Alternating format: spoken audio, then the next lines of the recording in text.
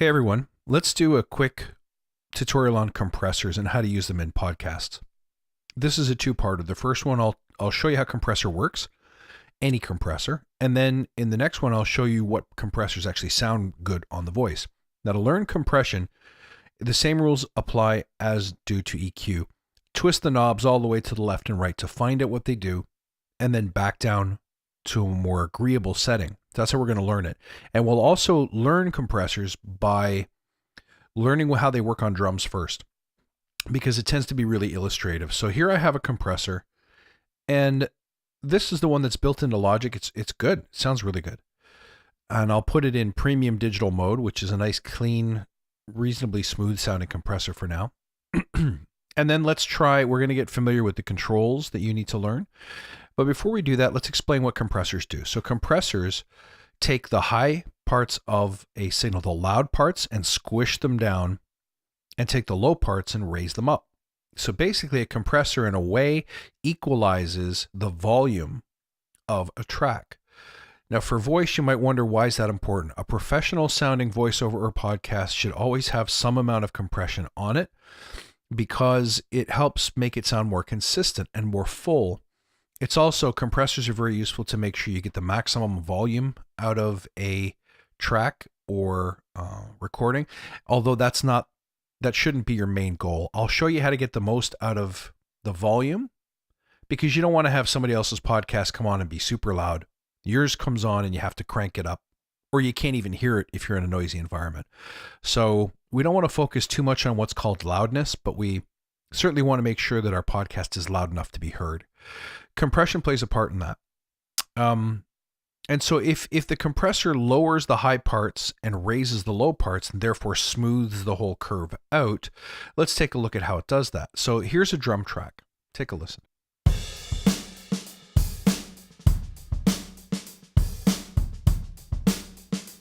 As the drums are playing, certain parts are louder and certain parts are quieter. The way that a compressor works is with a couple of very simple settings that are really easy to understand. The threshold is where, from 0 or maximum loudness all the way down to minus 50 or 60 or lower, what's called minimum loudness, does the compressor kick in. So basically, the threshold is saying, how far down do you want me to start chopping off peaks or squishing? If you set the threshold to be up here somewhere where there are no peaks, none of these, you can see that none of these drum hits get loud enough to cross this imaginary line that I've placed here. And if that's the case, then the compressor will never kick in. So let's try it. Remember that this meter is called the squish meter. So how much squishing are we doing? If I set a threshold of 0, the compressor does literally nothing.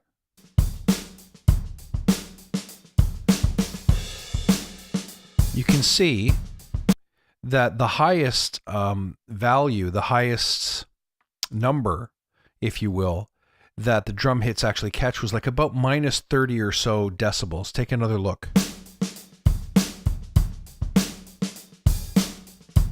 Correction, it was minus 5. You can see it right there. So what I'll do is I'll start bringing the threshold down, and notice the squish meter is not moving at first, but as soon as I start bringing the threshold down, the squish meter starts moving. Watch.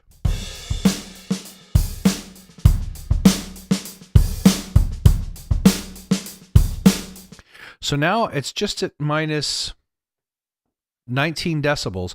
You can see that the squish meter is starting to register around 3 or 4 decibels of what's called gain reduction. That's a nice way of saying, how much am I squishing?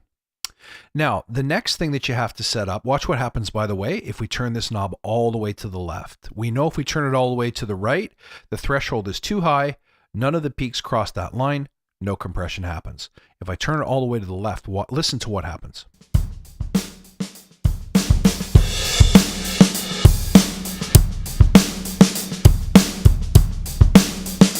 Couple things. Number one, the squish meter is saying it's taking 20 decibels off of the signal. But from a listening perspective, you may have noticed that it made it sound a lot more punchy, and it was almost breathy. And in a way, it was actually kind of interesting. So playing with the threshold, you have to be careful. In reality, you don't want to squish too much. there's two ways to control how much you squish. The first one was the threshold, which says where's the imaginary line at which point I start squishing. The next control is called ratio, and that says once we've decided to squish, how much do you want me to squish? The ratio means can go anywhere from 1 to 1 all the way to, on this compressor, 30 to 1. 1 to 1 means that if once we've set the threshold, let's say that this signal goes 1 decibel over the threshold, I would compress it so that it comes out as 1 decibel over the threshold. So no compression at all, really. But if I set it to 30, that 1 decibel of volume increase above the threshold would be squished down to 1/30th of a decibel. So this says how much does the squisher squish? Where do we start squishing? How much does the squisher squish? Watch what happens if we choose a reasonable threshold, like around -25. And you'll see that at 0 ratio, no compression is happening. That makes sense, right? If the threshold's 1 to 1, then 1 decibel over the line means the resulting signal is 1 decibel. No change. Take a listen and a look.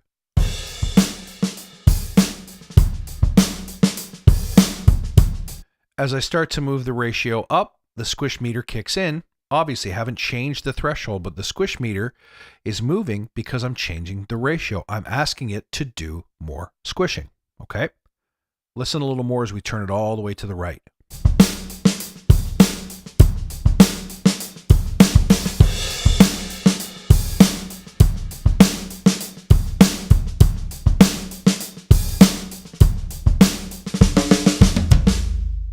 As I move it more towards the left, it sounds a little more natural. As I move it towards the right, it sounds a little more squished.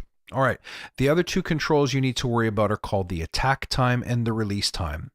Attack time means, let's say that the threshold is here, and then the ratio is set to, let's say, something reasonable like 3 to 1 or 5 to 1. Decent compression ratio.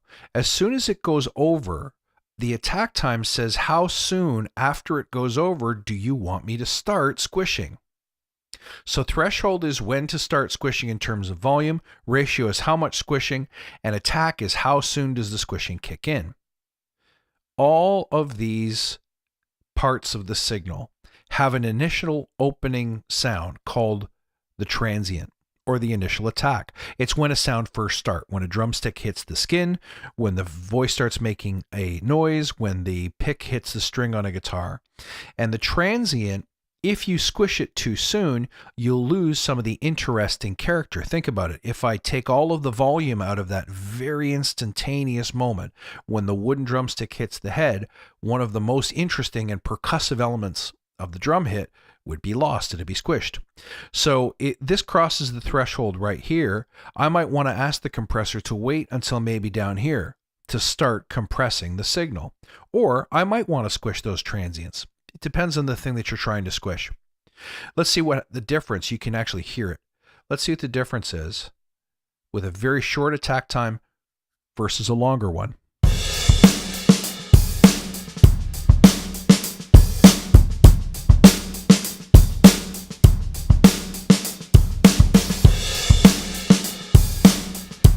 A shorter attack time, you'll notice that the drum hits don't pop. They're not as loud.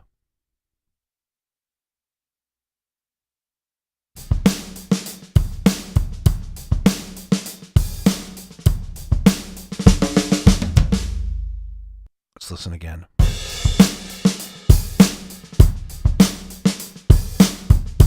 That's a long attack. This is a short attack. So having a short attack time really increases the sense of compression or the sense of almost distortion that you get.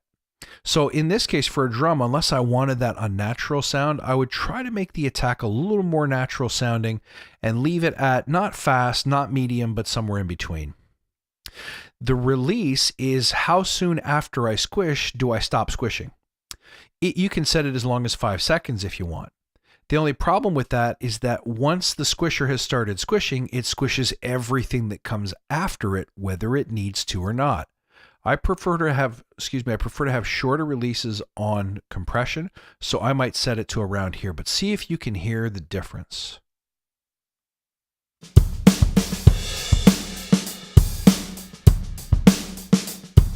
Watch how fast the squish needle moves back and forth. And that's because as soon as it starts squishing, it lets go. Watch.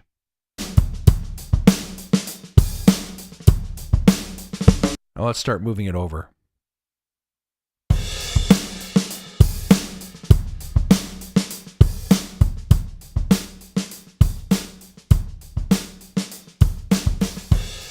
Notice two things. The squish needle doesn't move back to zero as quickly because once the squishing is started, it stays squished. And you should have been able to hear the difference too. If it's staying squished, the volume never has a chance to come back up to normal. So once the squisher kicks in, it stays squished. And sometimes you don't want that. That's kind of unnatural. So in general, when using a compressor, especially on a voice, because here's what an unnatural amount of compression would sound like on a voice. I've got a sample here that's got really bad room noise and all kinds of pops and things that are undesirable. So let's listen to it without the compressor first. Hello everyone, this is an example of a recording made in an untreated room. Notice the reflections off the walls that go right back into the microphone, and how clearly you can hear things bouncing off the table, the walls, the door, and the floor.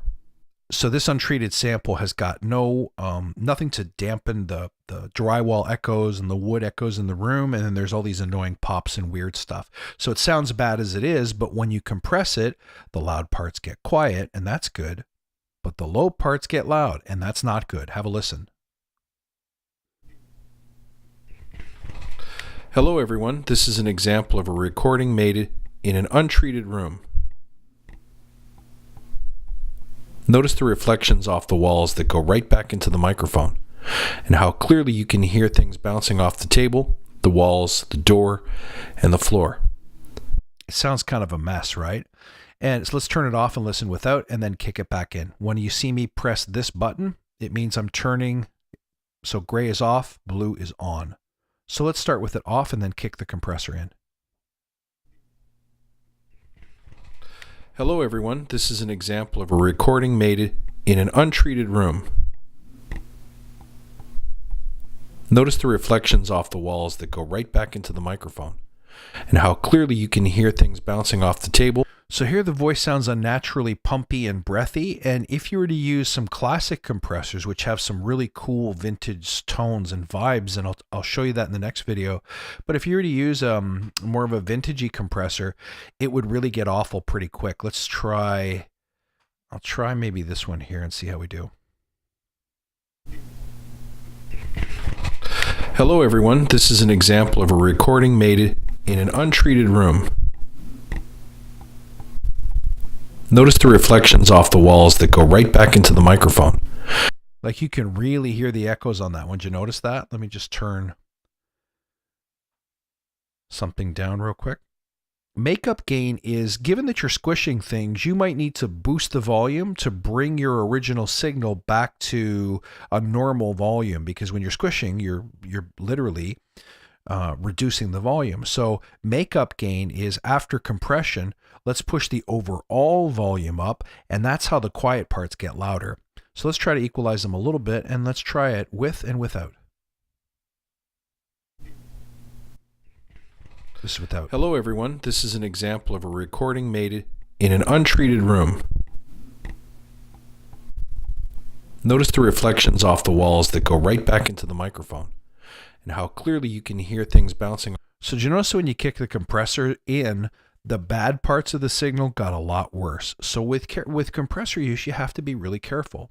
Let's take a good sounding vocal, because if you have a nicely treated room and you've done a good job setting up your microphone and there's not too much background noise, you can use a compressor to greater effect without any negative side effects. So let's see what a compressor can do to a nice sounding voice signal.